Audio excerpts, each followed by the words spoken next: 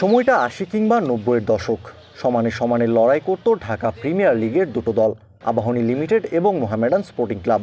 গ্যালারিতে বসে গলা ফাটাতেন আবাহনী মোহামেডানের সমর্থকরাও। প্রায় প্রতিটি আসরেই দেখা মিলত গ্যালারি ভর্তি দর্শকের। তখন ডিপিএল এর শিরোপাও নির্ধারিত হতো আবাহনী মোহামেডান ম্যাচ দিয়েই। ২০১০ সালের পর গত দেড় দশকে ডিপিএল এর প্রতিটি আসরেই আবাহনী মোহামেডান মুখোমুখি হয়েছে, কিন্তু ছিল না আগের জৌলুস কিংবা পুরনো উত্তাপ। কেননা শক্তিমত্তা এবং মাঠের পারফরমেন্সে আবাহনী ততদিনে এগিয়ে গেছে অনেক দূর।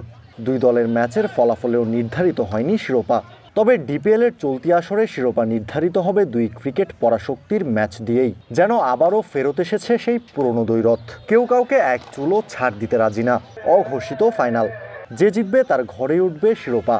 আবাহনী শিরোপা ধরে রাখবে না মোহামেডান ২০০৯-১০ মৌসুমের পর প্রথম শিরোপা ঘরে তুলবে। মঙ্গলবারের ম্যাচটি আবাহনী জিতে গেলে চ্যাম্পিয়ন হবে তারা। যদি মোহামেডান জিতে যায় তাহলে মোহামেডানও চ্যাম্পিয়ন।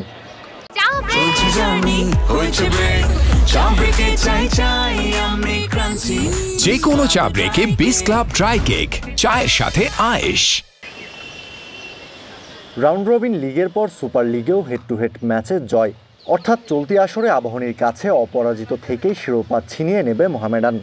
চলতি আসরে এখনও মোহামেডানের বিপক্ষে জয়ের দেখা না পেলেও অঘোষিত ফাইনালের আগের দিন সোমবার আবাহনীর হেড কোচ তো জানিয়ে দিয়েছেন, মঙ্গলবার ম্যাচ শেষে শিরোপা উঁচিয়ে ধরতে চায় তার দলের ক্রিকেটাররা। অবশ্যই তো চ্যাম্পিয়নের লক্ষ্য নিয়ে টুর্নামেন্ট শুরু করেছিলাম বা লিগ শুরু করেছিলাম। এখন সেই লক্ষ্যের লাস্ট স্টেপ। প্লেয়াররাও এক্সাইটেড, কালকের দিনটা কখন আসবে, কখন খেলা শুরু হবে এবং দিন শেষে 4:30-5টার সময় কখন ট্রফিটা হাতে নিবে। সো চ্যাম্পিয়নশিপের জন্য আমাদের প্রতিটা প্লেয়ারের ভিতরে কাজ করেছে। প্লেয়ার বলবো না, শুধু ম্যানেজমেন্ট, প্লেয়ার, টিম বয় থেকে শুরু করে প্রতিটা মানুষের সেই এনভায়রনমেন্টটাও টিমের মধ্যে দেখা গিয়েছে। আপনারা হয়তো পরিলক্ষিত করেছেন সেই বিষয়টা। তো নিশ্চিতভাবে কালকে বিকেল পর্যন্ত সেই অপেক্ষাটা থাকছে আমাদের। ইনশাল্লাহ উপভোগ করতে চাই ফাইনালটা। তবে কম যায় না মোহামেডানও। দলটার পেসার ইবাদত হোসেনও হুঙ্কার দিয়ে রেখেছেন, শিরোপার লড়াইয়ে ছাড় দেওয়া হবে না এক বিন্দুও। মাঠের লড়াইয়ের আগে কথার লড়াইটাও জমে উঠেছে বেশ। হ্যাঁ, অবশ্যই দেখেন আমাদের টিম ওয়াইজ আমরা খুব ভালোভাবে যাচ্ছি, খুব ভালো খেলতেছি।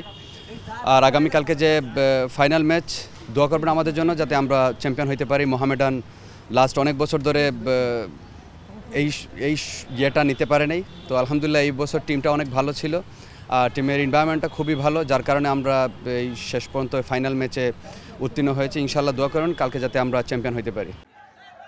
পুরনো দ্বৈরথ ফিরে এসেছে ঠিকই, তবে মাঠে নেই দর্শকের আনাগোনা।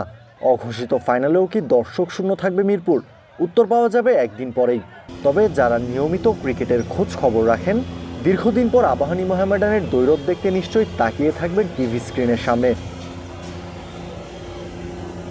কাউসার শান্ত, ক্রিক ফ্রেন্জি।